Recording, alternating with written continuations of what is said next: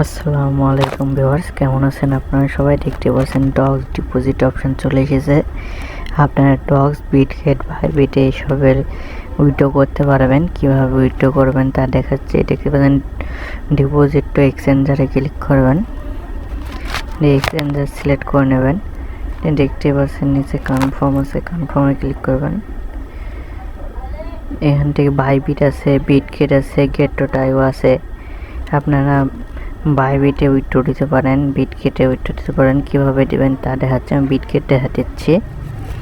বিটগেটে click করবেন, যে confirm click করবেন। এখানে জিজ্ঞেস করছে আপনার বাইবিটে এখন আছে কিনা। আপনার বাইবিটে এখন থাকলে না থাকলে ডাউনলোড করে কেওয়াইসি করে নেবেন।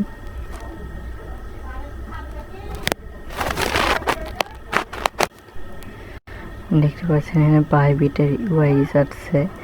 আর আচ্ছা, উপরে চলছে বাইবিট ইউআইডি আর ডিপোজিট অ্যাড্রেস কোথা থেকে নেবেন তা দেখাচ্ছে। আচ্ছা, কীভাবে বিটগেট থেকে অ্যাড্রেস নেবেন তা দেখাচ্ছে। এখানে ওয়ালেটে আসবেন, বিটগেট ওয়ালেটে। তারপর অ্যাড টু ফান্ড, এখানে ডিপোজিট ক্রিপ্টো, এখানে ডগস লিখে দেবেন। দেখতে পাচ্ছেন এখানে ডগস অ্যাড্রেস, এটা কপি করে নেবেন। আমি কপি করে নিচ্ছি।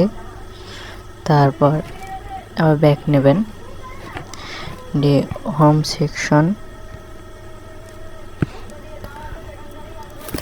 দিয়ে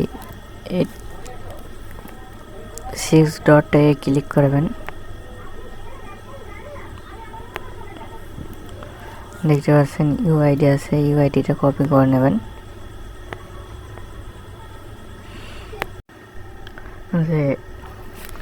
যে আমরা ইউআইডিটা কপি করে নিয়ে আসলাম, উপরে বলে ক্লিক করে নিয়েছে।